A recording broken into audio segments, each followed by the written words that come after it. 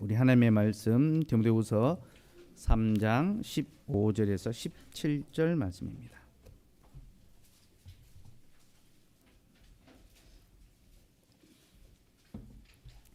디모데후서 3장 15절에서 17절 말씀입니다. 하나님의 말씀을 선포하겠습니다. 말씀을 들으십시오. 또 어려서부터 성경을 알았나니 성경은 능히 너로 하여금 그리스도 예수 안에는 믿음으로 말미암아 구원에 이르는 지혜가 있게 하느니라. 모든 성경은 하나님의 감동으로 된 것으로 교훈과 책망과 바르게 함과 의로 교육하기에 유익하니 이는 하나님의 사람으로 온전하게 하며 모든 선한 일을 행할 능력을 갖추게 하려 함이라. 자비하신 하나님, 오늘도 우리에게 주의 말씀을 들려주셔서 감사합니다. 이 말씀 그리스도 예수를 믿는 믿음으로 말미암아 구원에 이르는 지혜가 있다 하셨으니 이제 이 말씀 풀어 그 구원의 지혜를 우리에게 알려주옵소서. 예수 이름으로 기도드리옵나이다. 아멘. 우리가 지금 종교개혁 달을 맞아서 종교개혁의 핵심 주제들을 하나씩 살펴보고 있죠. 지난주는 첫 번째 시간으로 오직 믿음이 무엇인지, 우리가 우리의 공로, 행위가 아니라 오직 믿음으로 말미암아 구원을 얻는다라는 그런 말씀을 전했습니다. 근데 갈빈 선생이 믿음에 대해서 이런 정의를 내리더라고요. 제가 주보에 넣어드렸습니다. 같이 한번 읽어봅시다. 시작. 믿음이란 여기저기를 주시하거나 여러 가지 문제들을 토론하는 것이 아니고 한 분 하나님을 바라보고 그에게 연합하고 그분에게 매달리는 것이다. 믿음이 뭔가? 믿음은 여기저기를 주시하는 것. 그러니까 이쪽 저쪽을 바라보면서 어디로 가야 될까? 무엇을 해야 될까? 그렇게 살펴보고 관찰하는 것이 아니라 오직 하나님을 바라보는 것이고, 또 믿음은 토론하는 것.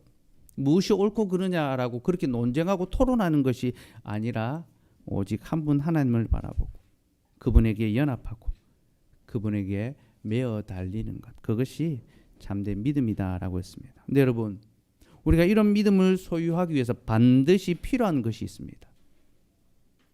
바로 성경입니다. 로마서 1장 17절 말씀 같이 읽읍시다. 시작. 그러므로 믿음은 들음에서 나며 들음은 그리스도의 말씀으로 말미암았느니라. 여러분, 믿음이 어디서 난다고 합니까? 들음에서 나죠. 들음은 무엇으로 말미암습니까? 그리스도의 말씀으로 말미암죠. 그러니 우리가 참된 믿음을 소유하려면 우리에게 무엇이 필요합니까? 하나님의 말씀이 필요하죠. 여러분, 믿음과 말씀은 결합되어 있습니다. 그래서 오직 믿음은 반드시 오직 성경으로 연결됩니다. 오직 믿음은 오직 성경이라는 그 원리로 나아갈 수밖에 없는 거죠.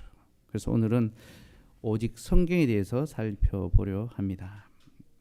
지난주 오후에 제가 종교개혁 역사를 강의를 했는데요. 로마 교회와 개신교의 차이가 뭔지 좀 설명을 했습니다. 로마 교회와 개신교의 차이를 한마디로 정의하자면 오직 성경에서 찾을 수 있습니다. 개신교회는 오직 성경만을 신앙의 유일한 표준으로 삼습니다. 하지만 로마 교회는 성경과 함께 전통도 신앙의 표준으로 삼습니다. 그리고 때로는 전통을 성경보다 더 우월한 것으로 여깁니다. 그게 로마 교회와 개신교의 차이입니다. 로마 교회와 개신교의 차이를 좀 간단하게 설명할 수 있는 개념이 성당과 성도라는 용어인데요. 로마 교회는 교회를 성당이라고 부릅니다. 성당, 거룩할 성의 집당자, 거룩한 공간이다. 공간을 중시하죠. 하지만 개신교회, 개혁교회는 교회를 성도라고 부릅니다. 성도, 무리도자를 쓰죠. 그래서 사람, 하나님께서 택하신 자, 그들의 모임이 바로 교회다라고 이야기합니다. 그럼 이것이 성경의 정의죠, 그죠? 성경은 교회를 가리켜 하나님의 택하신 자들의 모임이다, 그렇게 규정합니다. 하지만 로마 교회는 성경보다도 교회의 전통을 더 중시해서 교회를 거룩한 공간이다라는 의미로 성당이다라고 그렇게 부릅니다. 제가 지난 주일에 이런 내용을 강의하고 나서 이제 목양실로 갔는데 저에게 이제 포항시 성공회 사저로부터 문자가 하나 딱 와 있는 겁니다. 포항시의 성공에 이제 그 교회가 딱 하나 있는데요. 거기 사제로부터 저에게 문자가 왔어요. 문자 내용은 이랬습니다. 목사님, 장로교회로 가야 할 택배가 우리 교회로 잘못 왔습니다. 편하실 때 와서 찾아가시기 바랍니다. 예. 저희 교회 근처에 성공의 성당이 있거든요.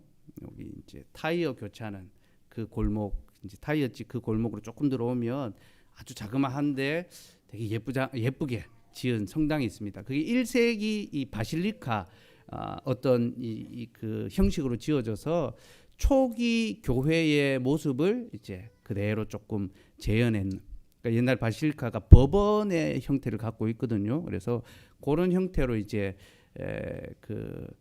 지어졌는데 제가 그 앞을 지나가면서 참 예쁘다, 공간이 참 아름답다, 탐이 난다 그런 생각을 하면서 지나갔는데 택배가 이제 잘못 간 겁니다. 그래서 택배 아저씨가 주선해 줘가지고 급 성공의 사제와 이제 만남을 갖게 된 겁니다. 물건을 찾으러 갔죠. 근데 제가 마침 이제 성당에 대한 강의도 했던 터라 예배당 구경도 좀 하면 좋겠다 싶어서 교회 남아있던 몇몇 지체들과 함께 같이 갔습니다. 그리고 가서 거기 사제분에게 이제 교회 소개도 받고 차도 한 잔 마시면서 이런저런 또 교리에 대해서, 교회에 대해서도 이야기를 좀 나누었는데요. 그럼 성공에 대해서 좀 아실 필요가 있는데, 성공회는 영국의 국교회로서 종교개혁 시대에 로마 교회로부터 분리되어 나온 그런 교회입니다. 그래서 넓은 범주로는 개신교 안에 들어갑니다. 근데 그 형식이나 예배의 모습은 로마 교회의 모습을 그대로 재현합니다. 따르고 있습니다. 예배의 순서라든지 모임이라든지 예배당 공간이라든지. 그래서 이 로마 교회적인 요소도 같이 갖고 있는 그런 이제 교회가 성공의 교회인데요. 그래서 이런 말이 있습니다. 성공회는 눈을 뜨면 로마 교회요, 눈을 감으면 개신교회다. 눈을 떠서 보면 전부 다 로마 교회적인 요소로 다 이제 구성이 되어 있는 겁니다. 눈을 딱 감으면 이제 전하는 말씀을 들으면 이제 개신교회의 내용을 이제 전한다라는 거죠. 그게 이제 성공회라는 이제 어떤 교회 갖는 이제 특징인데, 아무튼 성공회는 예배당을 성당이라고 부릅니다. 가서 딱 보시면요, 포항시 성공회 성당이라고 딱 그렇게 적혀져 있습니다. 근데 제가 거기 가서 새롭게 알게 된 것이 하나 있습니다. 성당이 되려면요, 세 가지 기구가 꼭 있어야 한답니다. 세 가지 기구. 그 기구가 바로 성체, 제대, 성수라는 세 가지입니다. 제가 주보에 그 사진을 넣어드렸죠, 그죠?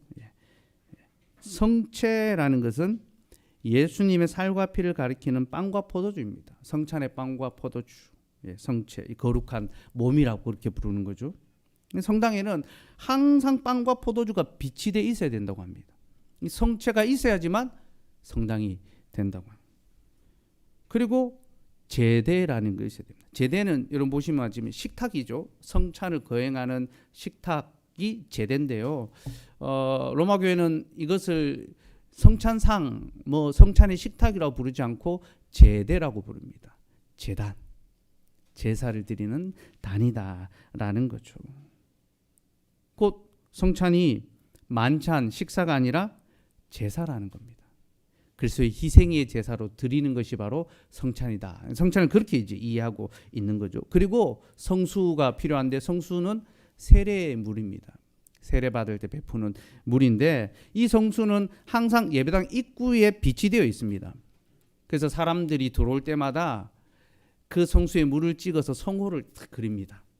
그래서 자기를 이제 정결하게 하는 거죠. 근데 그 성수를 찍어서 이제 자기를 정결하기 위해서 필요한 과정이 고해성사입니다. 그러니까 성당에 들어가려면 고해성사를 해야 됩니다. 자신의 죄를 사제에게 이제 고백하고, 그러면 사제가 보속 행위를 합니다. 벌을 줍니다. 내가 보니까 너는 이런 죄를 지었으니까 이런 벌을 받아야 돼. 해서 막 벌을 줍니다. 예배당 청소를 해. 이제 헌금을 얼마나 해. 그래서 어떤 행위를 하게 만드는데, 그 행위가 이제 하기가 어려우니까 돈으로 그걸 때우는 거죠. 그래서 면벌부를 이제 사게 되는 거죠. 보속 행위를 합니다. 보속 행위를 다 하고 나면 사제의 선을 합니다. 사제가 너의 죄가 사해졌다. 그러면 비로소 성당 안에 들어오고 성수를 찍을 수 있는 거예요. 그러니까 이제 성당에 들어간다는 그 과정이 엄청나게 이제 정말 어렵고 힘든 그 절차들을 이제 거쳐가야 되는 거예요. 그렇게 이제 어떤 이 과정들을 통해서만이 성당에 들어갈 수 있고 또 거기서 이제 예배를 드릴 수 있는 거죠. 아무튼 성당에는 성체와 제대와 성수가 꼭 필요하다고 합니다. 근데 그들이 이렇게 교회에 성당에 이 세 가지 기구가 있어야 된다라고 말하는 것은요, 교회를 그리스도의 육체적인 몸으로 이해하기 때문입니다. 교회는 그리스도의 몸이다라고 할 때 이것을 육체적인 몸으로 생각하니까 그리스도의 육체를 상징하는 성찬, 그 성체, 그리고 그 제사를 드리는 제단과 정결하게 하는 물이 필요한 거죠, 그죠? 근데 여러분, 이런 것은 성경이 전혀 말하고 있지 않습니다. 성경은 교회를 그리스도의 육체의 몸이 아니라 영적인 몸으로 이해합니다. 가르칩니다. 그리고 교회를 건물이 아니라 하나님이 택하신 자들의 모임으로 균형합니다. 그러니 교회는 성당이 아니라 성도의 모임이죠. 그죠? 이것이 바로 성경적인 교회의 모습입니다. 그래서 우리는 교회가 잘못된 인간적인 유전과 전통 위에 서 있는 것이 아니라 하나님의 말씀 위에 굳게 서 있어야 한다라는 것을 깨달아야 합니다. 종교개혁이 바로 그것을 행한 거죠. 그렇죠? 그들은 교회가 잘못된 전통 위에 서 있을 때 그 전통을 떠나 다시 성경으로 돌아가야 한다. 그렇게 외쳤습니다. 그래서 오직 성경이라는 그 용어를 전파한 거죠. 오직 성경이 보여주는 의미가 무엇입니까? 신앙의 유일한 표준과 최종 판단의 권위가 오직 성경밖에 없다는 것입니다. 성경과 전통 혹은 성경보다 전통이 더 위에 가는 것이 아니라 오직 성경만이 우리의 신앙의 유일한 표준과 최종 판단의 권위를 갖는다. 이게 바로 오직 성경이 말하는 의미입니다. 잘못된 전통을 격파하고 말씀으로 돌아오도록 그렇게 교회를 인도했죠. 근데 여러분, 종교개혁이 전통을 거부했다고 해서 모든 전통을 다 부정한 것은 아닙니다. 그들은 전통을 성경으로 판단했습니다. 그러니까 전통이 옳은지 그른지를 판단하는 것은 성경이라는 겁니다. 성경으로 전통을 판단해서 성경적인 근거가 있는 것은 지지하고 계승하게 했습니다. 그래서 우리가 바르고 옳은 것은 계승하고 이어받고 또 이어줘야 하는 거죠. 가장 중요한 것은 성경을 최고의 권위로 올려두고 모든 것을 성경 아래 둠으로써 성경에 합당한 권위를 회복한 것이 종교개혁의 역사라는 것을 여러분 기억하시면 좋겠습니다. 그럼 여러분, 왜 오직 성경, 왜 성경만이 중요할까요? 이는 오직 성경만이 우리에게 구원의 지혜를 알려주기 때문입니다. 오늘 본문의 내용이 그것이죠. 오늘 본문에서 사도 바울은 성경의 유익을 세 가지로 우리에게 소개합니다. 첫째, 성경은 그리스도를 믿는 믿음으로 구원에 이르는 지혜가 있게 합니다. 그리스도를 믿는 믿음으로 구원에 이르는 지혜. 그러니까 우리에게 구원에 이르게 하는 지혜는 오직 성경밖에 없다는 겁니다. 둘째로 성경은 교훈과 책망과 바르게 함과 의로 교육하기에 유익합니다. 우리에게 참된 교훈과 책망과 바르게 함과 의로 교육하기에 유익하다. 여기서 교훈이라는 것은요, 영생에 관한 교훈입니다. 사람이 어떻게 영원한 삶을 살 수 있는가. 책망은요, 죄에 대한 책망입니다. 우리가 죄를 범한 자들이라는 것, 죄인이라는 것을 성경이 책망하죠. 바르게 하는 것은 우리가 어떻게 그 죄로 말미암아 하나님과 구부러진 그 관계를 다시 바르게 펼 수 있는가? 하나님과 관계가 회복되는가에 대해서 가르쳐 줍니다. 의로 교육하기에 유익하다. 칭의. 오직 믿음으로 의롭게 된다라는 그 교훈을 성경이 우리에게 가르쳐 줍니다. 셋째로 성경은 하나님의 사람으로 우리를 하나님의 사람으로 온전하게 하며 또한 모든 선한 일을 행할 능력을 갖추게 합니다. 곧 성화의 삶을 살기에 합당하도록 우리를 온전하게 하며 우리를 선한 일을 행할 수 있는, 지난주에도 말씀드렸죠. 참된 능력, 참된 믿음은 반드시 행위를 수반한다. 우리로 거룩한 삶을 살아갈 수 있도록, 성화에 이르도록 우리를 이끌어 간다라는 거죠. 여러분, 이렇게 성경은 우리에게 구원 얻는 믿음을 주며 또한 우리를 하나님의 사람으로 온전하게 하고 선한 일을 행할 만한 그런 능력을 갖추게 합니다. 그렇다면 여러분, 왜 다른 책들, 좋은 경건한 서적들도 많고 위로가 되고 은혜가 되는 그런 책들도 많은데 왜 성경만이 이런 능력이 있습니까? 왜 성경은 다른 책하고 차이가 있습니까? 그 이유는요, 성경이 하나님의 감동으로 기록되었기 때문입니다. 모든 성경은 하나님의 감동으로 된 것으로. 여기서 감동이라는 말은요, 하나님의 영을 가리킵니다. 하나님의 영을 통하여 기록하셨다. 특별히 하나님께서 자신의 입김을 불어넣는 것과 같은 것, 그게 하나님의 감동이라는 뜻입니다. 하나님께서 성경을 기록하는 저자에게 자신의 입김을 그 속에 불어넣으심으로써 말씀을 기록하게 하신 거죠. 성경은 사람이 기록한 것이 아니라 하나님께서 자신의 입기운으로 친히 기록하신 하나님의 말씀입니다. 그리고 여러분, 우리는 여기서 창조의 사역을 떠올릴 수 있습니다. 성경은 하나님께서 세상을 창조하신 것을 하나님의 입기운으로 창조하셨다라고 표현합니다. 말씀을 뱉어내심으로 성령의 그 입기운으로 온 세상 만물을 창조하셨습니다. 그리고 하나님께서 사람을 창조하실 때 코에 생기를, 하나님의 입기운을 불어 넣으셨죠. 그렇죠? 여러분, 말씀은요, 온 세상과 또한 우리를 창조하신 하나님의 능력입니다. 그 놀라운 하나님의 입기운이 성경을 기록하게 하셨고 우리에게 그 성경을 전하여 주었기 때문에 우리에게 구원 얻을 생명을 얻게 하는 것이 오직 성경밖에 없는 거죠.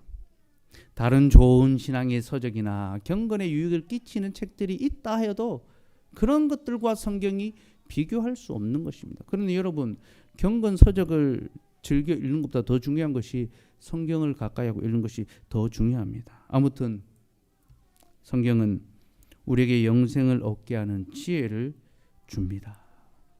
하나님의 입기운으로 기록되었고 그 말씀은 지금도 창조와 구속과 또한 종말의 모든 일을 행하시고 이루어 가시고 운행하고 계십니다. 그러니 그 말씀이 우리를 새롭게 하고 우리를 온전케 하고 우리로 하나님의 사람으로 능력 있게 할 것을 확실히 믿으시기 바랍니다. 특별히 여러분, 우리가 성경을 통하여 영생을 얻는 지혜를 얻는데요, 이 영생의 지혜는요, 하나님을 아는 것에 관한 지혜입니다. 요한복음 17장 3절 말씀을 봅시다. 같이 읽읍시다. 시작.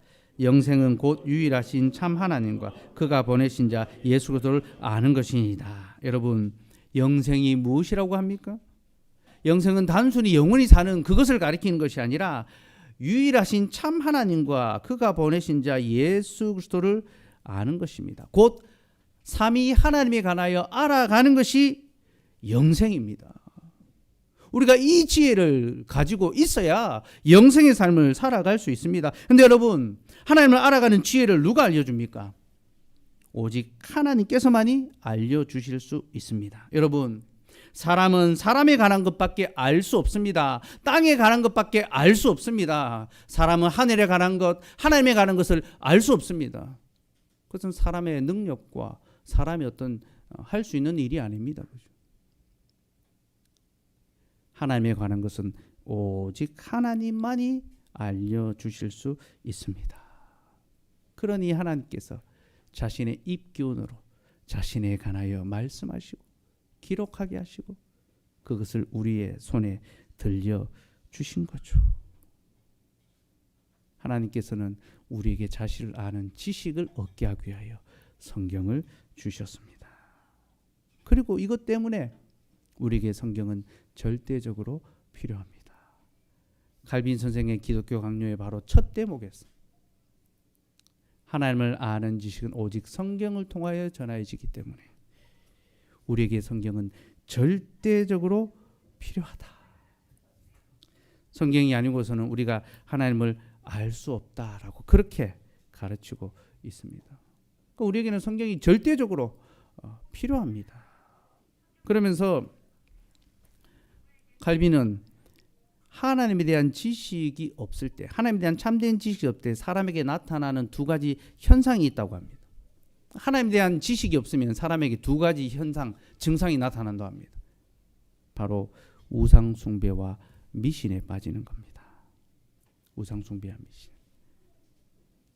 하나님에 대한 지식이 없으면 사람은 반드시 우상 숭배와 미신의 길로 빠져들게 됩니다. 중세교회가 바로 그 증거입니다. 여러분, 중세교회는 온갖 미신과 우상 숭배에 빠져 있었습니다. 대표적으로 유물 숭배가 있습니다. 그들은 온갖 성물을 만들어 두고 그것을 섬기게 했습니다. 예를 들어서 유월절 만찬 때 예수님께서 사용하셨던 그 만찬 그 잔, 성배라고 부릅니다. 그 잔을 모셔두고 그 앞에 절하고 막 섬기는 거죠. 예수님이 지셨던 그 십자가의 그 나무 조각, 그 나무 조각을 다 모셔두고 예수님이 달리셨던 십자가다. 그것을 숭배합니다. 예수님이 옆구리를 찔렀던 창, 예수님이 시체를 쌌던 세마포, 온갖 종류의 성물들을 만들어내고 그것을 숭배하게 했습니다. 그래야지만 구원을 얻을 수 있다고 그렇게 가르쳤던 거죠. 근데 참 재밌는 것은요, 그 누구도 그 성물의 신빙성을 확인해 줄 수 없다는 겁니다. 이게 진짜인지 아닌지 알 길이 없다는 거예요. 그래서 서로 각자 자기가 갖고 있는 것이 진짜다라고 말하는 일들이 막 벌어지는 겁니다. 그럼 지금도요, 예수님이 사용하셨던 그 만찬 때의 성배가 공식적으로 인정하는 게 3개가 있답니다. 예, 저기 발렌시아에 하나 있고, 뭐 독일에 뭐 하나 있고, 그다음에 로마 교황청 거기 하나 있고, 서로 다 자기게 진짜라고 막 주장하는 거예요. 이런 말도 있어요. 예수님이 달리셨던 십자가 그 나무 조각을 3개 흩어진 걸 다 이 불러 모으면요, 사람이 도저히 질 수 없는 거대한 나무 덩어리가 된다. 예수님이 그 십자가를 지고 가셨는데 그 예수님이 지신 십자가 나무 십자가라고 한 모은 그 조각을 다 모으면요, 사람이 도저히 들 수 없는 거대한 나무가 된다라는 거죠. 그러니까 아무것도 믿을 수 없는 그런 것들을 숭배하게 만든 거죠. 여러분, 중세교회는요, 예수님의 구속 사역을 믿는 것이 아니라 예수님의 유물을 섬기는 우상 숭배의 죄를 범하였습니다. 또한 그들은 헛된 미신에도 사로잡혔는데요, 가장 대표적인 것이 성찬입니다. 그들은 사제가 성찬을 집례할 때 이제 빵을 들어서 축사합니다. 하나님 앞에 이제 기도하고 잔을 들어서 또 축사합니다. 하나님 앞에 이것은 우리를 위해 주시는 그리스도의 피입니다. 그렇게 이제 축사하고 성찬을 집례할 때에 실제로 예수님의 살이 되고 피가 된다. 그렇게 가르쳤습니다. 그 진짜 예수님의 살이고 예수님의 피로 변한다는, 그게 화채설입니다. 몸으로 변한다. 정말로 예수님의 살이고 예수님의 피라는 거죠. 그래서 여러분, 로마 교회는요, 일반 성도들에게는요, 포도주를 주지 않습니다. 왜 그렇습니까? 너희같이 거룩하지 않은 자들이 포도주의 잔을 마실 수 없다. 그런 의미도 있고요. 이게 진짜 예수님의 피니까 혹 흘리면 어떻게 됩니까? 예수님의 피가 땅에 떨어지잖아요. 그게 수습이 안 되는 거예요. 그래서 그걸 다 핥아 먹게 하거나 혹은 카페트에 그 포도주가 떨어지면요, 그 카펫 자체를 걷어가지고 불태운답니다. 지금도 그렇게 한대요. 이 성공의 그 사제가 포도주 자기는 아직 부재여서 포도주 못 주고 빵만 준다고 이야기하고 포도주는 보관이 어렵답니다. 조금이라도 흐르면 그거 뭐 다 버려야 되고 태워야 되고 하기 때문에 지금도 그렇게 하고 있는 거죠. 여러분, 이런 것은 다 헛된 미신입니다. 빵과 포도주가 어떻게 진짜 예수님의 살과 피로 변하겠습니까? 그런 일은 없습니다. 우리는 성찬이 진짜 예수님의 살과 피로 변해서 받는 것이 아니라 그것이 우리를 구원하신 예수님의 살과 피를 가리키고 있기 때문에, 기억하게 하기 때문에, 바라보게 하기 때문에 우리는 믿음으로써 그것을 받습니다. 주께서 우리를 위해 행하신 구속의 사역을 내가 믿습니다. 주께서 이것을 행할 때마다 자신의 구속 사역을 기억하라 하셨기 때문에 우리는 그것을 행하면서 그리스도의 구속 사역을 기억하고 믿음으로 그것을 받습니다. 하지만 로마 교회는 성찬이 진짜 예수님의 살과 피로 변한다고 가르쳤고, 이로써 그들은 믿음이 차지해야 할 자리를 미신이 차지해 버리게 만들었습니다. 믿음은 사라지고 미신이 그 자리에 들어가게 되는 거죠. 그럼 여러분, 그들은 도대체 왜 이렇게 했을까요? 그 이유는 간단합니다. 그렇게 하는 것이 더 은혜가 되기 때문입니다. 여러분 생각해 보십시오. 이것이 진짜 예수님의 살이고 피라고 할 때에 사람들이 성찬을 어떻게 받겠습니까? 더욱더 두려움과 경외심 가운데 받지 않겠습니까? 야, 이게 그리스도의 살이다. 그리스도의 피다. 얼마나 두렵고 떨림으로 그 성찬을 받겠습니까? 그죠? 그러니까 더 은혜가 되니까.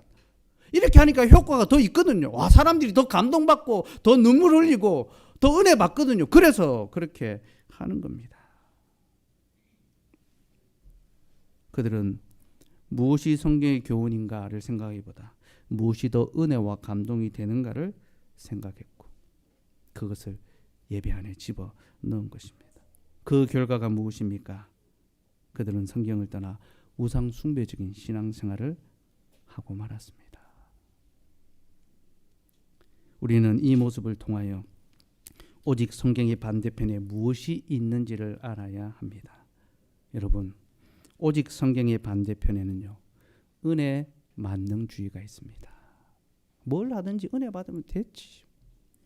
예배의 순서에 뭘 집어넣든지 은혜 받으면 됐지. 그렇게 생각하는 겁니다.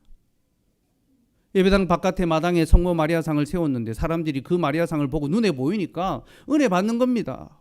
그리스도를 낳으신 우리의 어머니 막 은혜 받습니다. 그러니까 어떻게 합니까? 그 마리아상이 점점 예배당 안으로 들어오는 거예요. 길가 저 문 앞에 있다가 점점 더 중앙에 자리를 차지하게 돼요. 그런 식으로 뭐가 더 은혜가 되는가를 생각하고 은혜 되는 것을 먼저 우선하다 보니까 말씀의 원리와 가치는 뒷전으로 밀려나 버리고 만 거죠. 그래서 뭐 연예인들 불러서 간증하고 뭐 유명한 사람들 불러서 집회하면요 전도되고 은혜 받거든요. 말씀의 강단을 함부로 쉽게 내어주고 예배를 마치 예능처럼 사람들이 즐거워할 수 있는 그런 순서와 그런 요소들을 집어넣음으로써 아, 오늘 은혜 받았다. 그렇게 생각하게 만드는 거죠. 그러나 여러분, 무엇이 바른 교훈인가 보다 무엇이 더 은혜가 되는가라는 것을 주목할 때 교회는 항상 그릇된 신앙의 길로 빠져들게 됩니다. 여러분, 은혜가 중요합니다. 은혜가 꼭 필요합니다. 그러나 은혜는 성경의 토대 위에 있어야지만 바르게 작동할 수 있습니다. 기차가 선로 위에 있어야지만 안전한 것처럼 은혜는 오직 성경이라는 토대 위에 서 있을 때에만 안전하고 온전해질 수 있습니다. 만약 그렇지 않다면 교회는 매우 위험한 길로 접어들고 말 것입니다.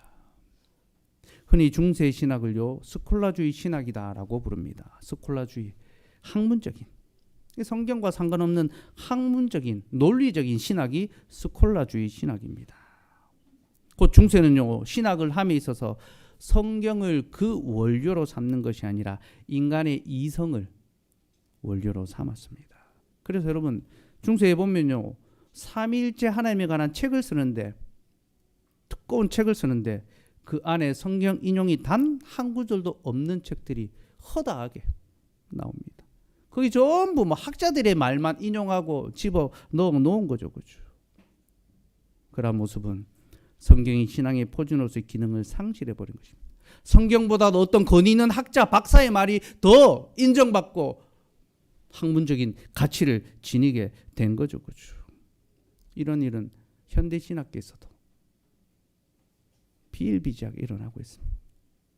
성경이 어떻게 말하고 있냐보다도 어떤 학자가 말했느냐, 이것을 더 중요하게 여기고 그것을 입증하지 않으면 학위를 주지 않는 그런 시대가 우리 시대입니다. 여러분 현대 신학 박사들 좋은 분들도 많지만 박사라는 그 허울에 속아 넘어가지 않으셔야 합니다. 루터는 신학 박사였지만 그는 신학 박사로서 구원의 참된 교훈을 얻지 못했습니다. 방황했습니다. 골몰했습니다. 그러다가 그가 성경을 가르치는 교사가 되고 성경을 연구하면서 비로소 하나님의 구원 얻는 지혜를 알게 됐습니다. 그래서 오직 성경으로 그가 외치게 된 거죠. 이것이 참된 신앙입니다. 여러분 신학을 하면서 성경을 인용하지 않는다는 것은 신학의 변질이고 타락입니다. 본래 신학은 성경으로 하나님에 대하여 말하는 것이 신학입니다. 헬라어로 신학은 테올로기아라고 하는데요. 테오스 하나님, 로기아 말하다라는 이 두 단어의 합성어입니다. 테올로기아, 테오스, 로기아 하나님께 대하여 말하다. 신앙 고백은 호모로기아라고 합니다. 호모 같다, 로기아 말하다. 같은 것을 말하는 것. 우리는 같은 하나님을 고백한다. 그게 신앙 고백의 핵심입니다. 어쨌든 테올로기아, 하나님에 대하여 말하는 것이 신학인데요. 우리가 어떻게 하나님에 대하여 말할 수 있습니까? 하나님께서 주신 것으로, 가르쳐 주신 것으로 말할 수 있죠. 그죠? 우리가 언어를 배울 때 어떻게 합니까? 듣고 배운 것으로 말합니다. 그죠? 엄마에게 듣고 배워서 그 받은 말을 하는 것뿐이지 누구도 스스로 말을 만들어서 하지 않습니다. 그죠? 여러분, 이게 말한다라는 어떤 원리 속에 담긴 하나님의 섭리입니다. 모든 인생이 배운 것을 가지고 말하듯이 신학, 하나님에 대하여 말할 때 우리는 반드시 배운 것으로만 말해야 합니다. 그것이 무엇입니까? 하나님의 말씀이죠. 그죠? 하나님께서 우리에게 가르쳐 주신 그 말씀으로, 그 말씀을 배워서 하나님에 대하여 말하는 것이 신학입니다. 중세의 신학은 하나님의 말씀이 있어야 될 그 자리를 치워버리고 거기 인간의 말을 채워 넣은 거죠. 그러니 그 신학은 더 이상 하나님을 향한 지식이 아닙니다. 하나님을 아는 지식이 아니라 사람의 교훈에 대해서 아는 것이 되죠. 그러니 그 교회는 우상 숭배와 미신의 길로 빠져들 수밖에 없었던 것입니다. 그래서 하나님께서는 그런 교회를 폐하십니다. 왜냐하면 우리 하나님께서는 자신을 참되게 예배하는 교회를 찾으시고 그런 교회를 세우시기 때문입니다. 그래서 우상 숭배와 미신에 빠진 교회를 폐하시고 자신을 참되게 예배하는 교회, 곧 말씀의 터 위에 서 있는 교회를 일으켜 세우셨습니다. 그게 바로 종교개혁의 역사입니다. 종교개혁은 교회가 사람의 유전과 전통이 아니라 오직 말씀의 터 위에 서 있어야 한다는 것을 분명하게 보여주며 우리에게 그것을 오직 성경이라는 원리로 유산으로 남겨주었습니다. 이 오직 성경은 성경에 입각한 전통이기 때문에 우리가 이것을 계속 지키고 계승해 가야 합니다. 이것이 우리가 지켜야 될 참된 전통입니다. 그럼 여러분, 오늘 우리가 오직 성경이란 이 원리를 어떻게 적용하며 살아갈 수 있을까요? 저는 두 가지로 제안하려 합니다. 첫째는 성경의 권위를 절대적으로 인정하라는 것입니다. 여러분, 오늘날 많은 사람들이 성경이 기록된 시대와 지금의 시대는 너무나 다르기 때문에 그 해석과 적용도 달라야 한다라고 그렇게 말합니다. 우리 시대의 관점으로 재해석해야 된다라는 거죠. 대표적으로 창조론에 관한 그런 문제들이 있습니다. 여러 가지 과학적인 이론들이 나오니까 창조론에 대한 수정이 일어나야 된다. 그럼 유신진화론 이런 걸 이야기합니다. 그러니까 하나님께서 만드셨는데 완전하게 만들지 않고 진화하도록 만들어 놓으셨다.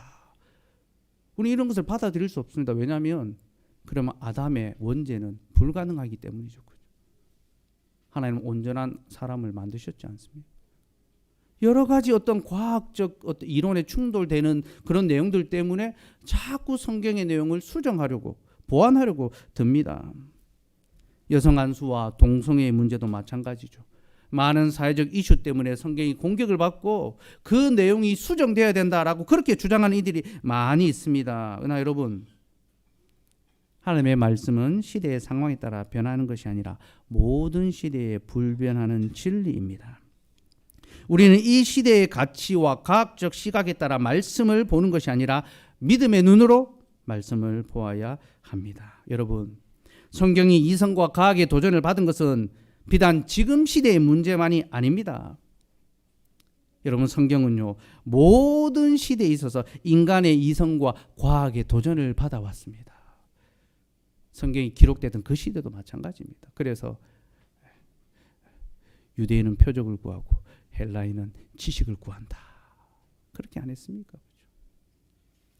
성경의 가르침은 언제나 그 시대의 문화, 지식, 과학의 공격을 받아왔습니다. 그래서 많은 변증가들이 성경을 변론하고 그렇게 증거했습니다.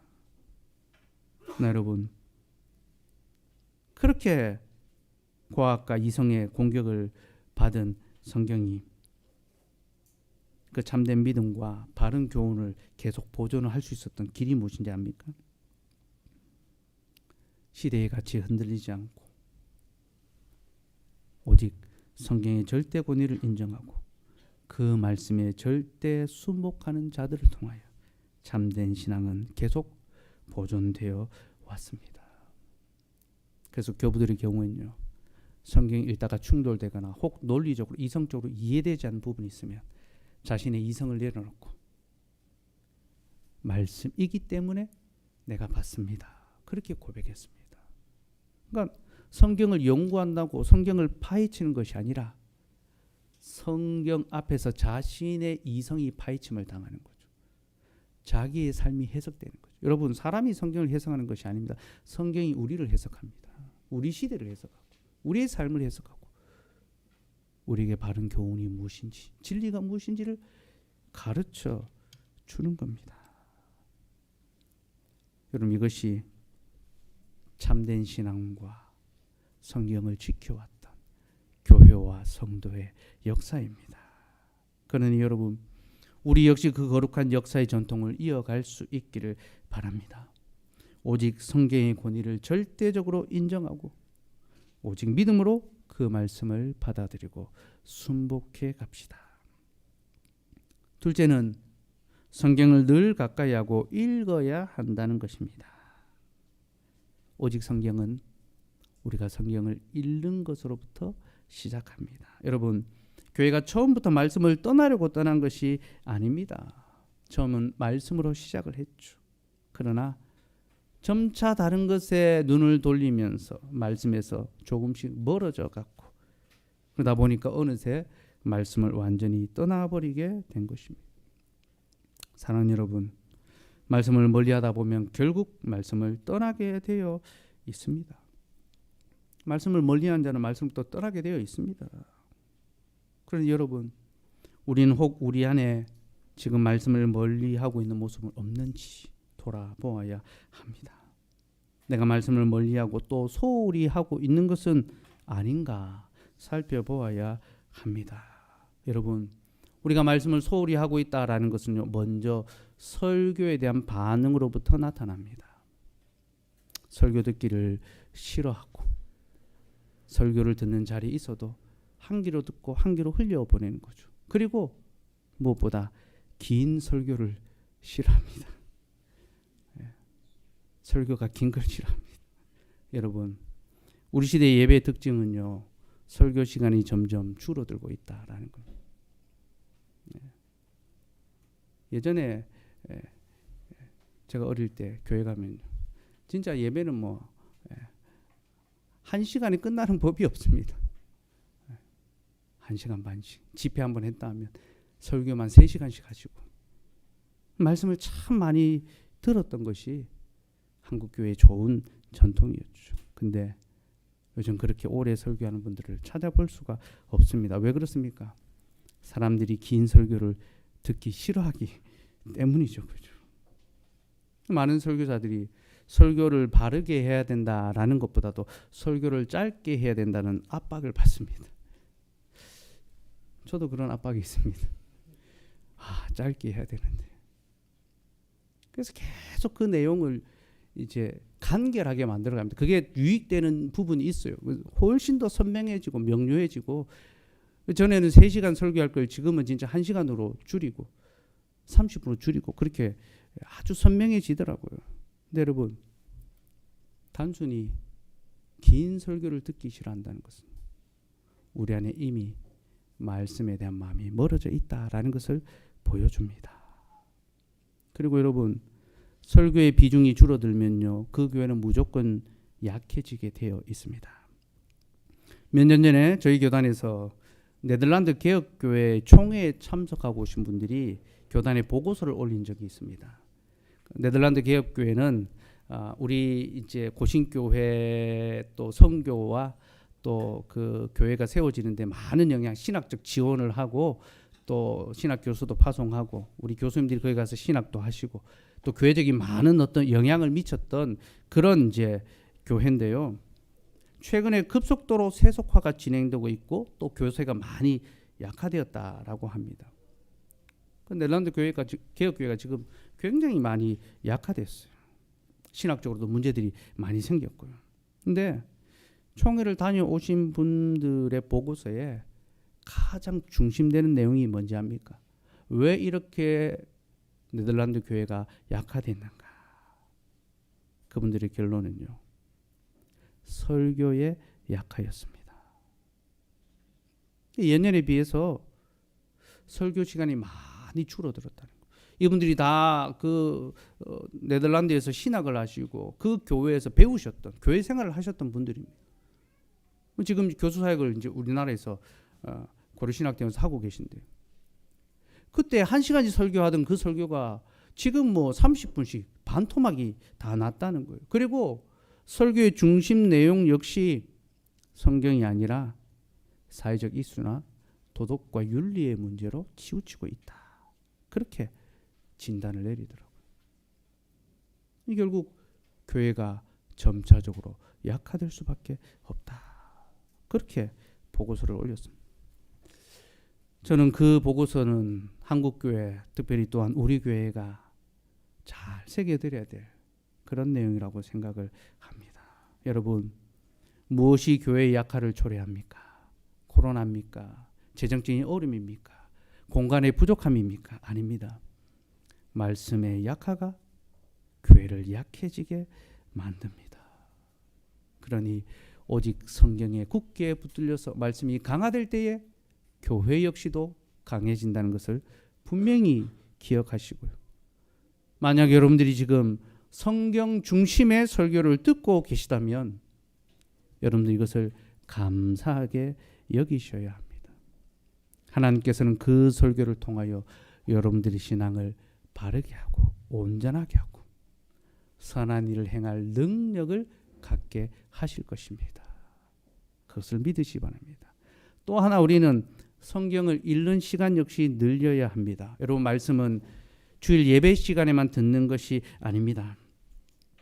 우리는 말씀을 일상 속에서 항상 가까이 하고 읽어야 합니다. 성경 우리를 가리켜 왕 같은 제사장들이라고 부릅니다. 하나님께서 우리를 거룩한 왕과 제사장으로 삼아 주셨다는 거죠. 근데 하나님께서 왕에게 반드시 요구하는 것이 하나 있습니다. 신명기 17장 18절 19절.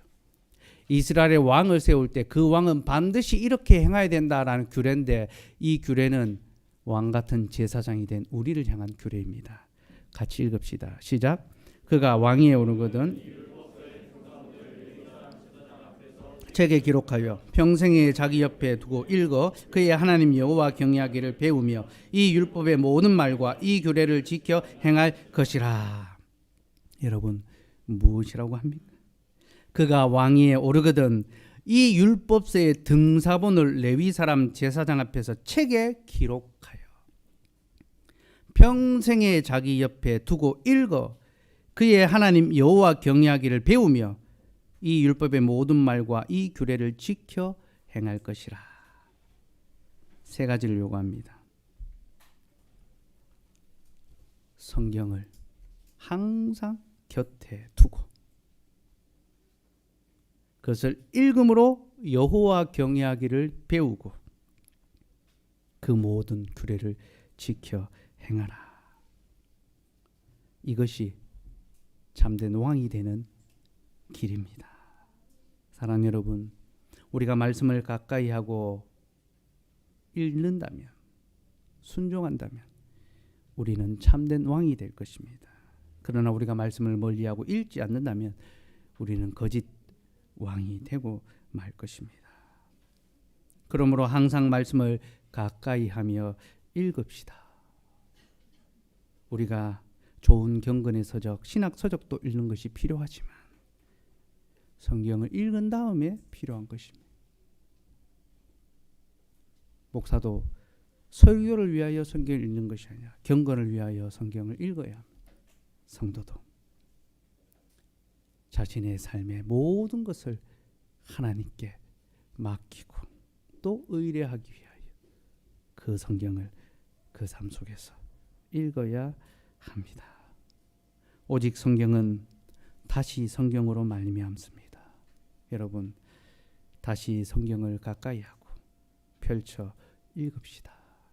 그리하면 성경이 우리로 구원 얻는 지혜를 얻게 할 것이며 또한 교훈과 책망과 바르게 함과 의로 교육할 것이며 하나님의 사람으로 우리를 온전하게 하고 모든 선한 일을 행할 능력을 더하여 줄 것입니다. 기도하겠습니다.